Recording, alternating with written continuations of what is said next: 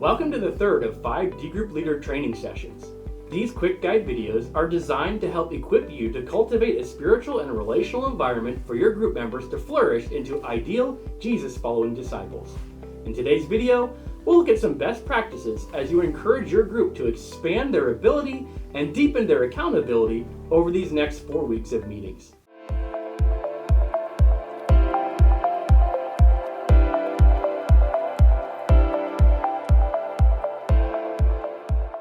So far, each stage has progressively led to where you are right now as a group.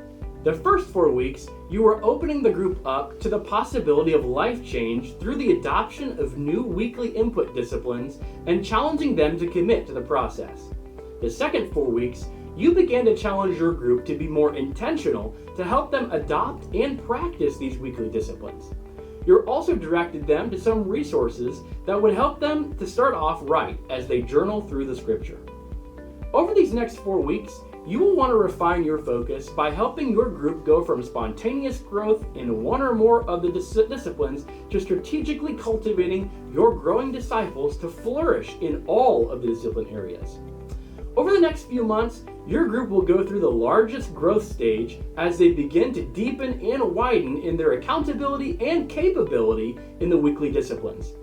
This will be an exciting time as a group, but it will be important to remember that with familiarity and repetition come some dangers. The danger of mindless routine. As a group, you will be tempted to focus on journaling and scripture memory and see your group time as just another box to check off. In order to combat against this gravitational cycle inward, you will want to help refocus part of your group time each week to emphasize the evangelistic portion introduced in the starter guide as Who's Your One?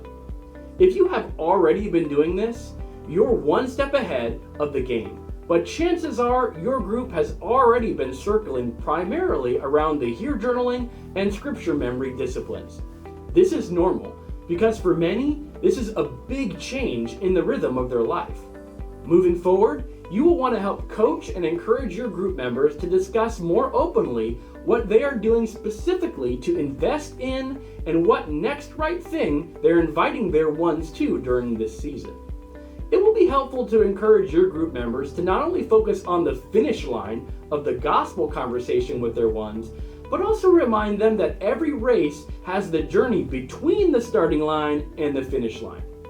Many times, group members struggle picturing themselves having a purposeful gospel-centered conversation with their ones. Although this is the finish line, this doesn't have to be their next step.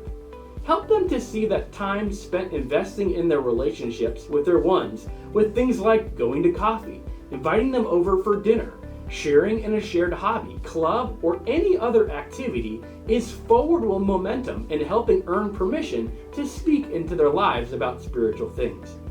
The adage, people don't care how much you know until they know how much you care, couldn't be more relevant in this season. Your group can also begin to brainstorm together ideas for investing in their ones and even work together to invest in each other's ones as a group.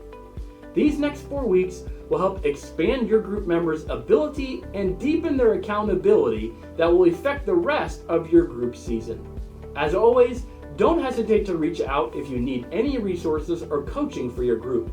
We're behind you and excited to see what God has in store for your group in the coming months.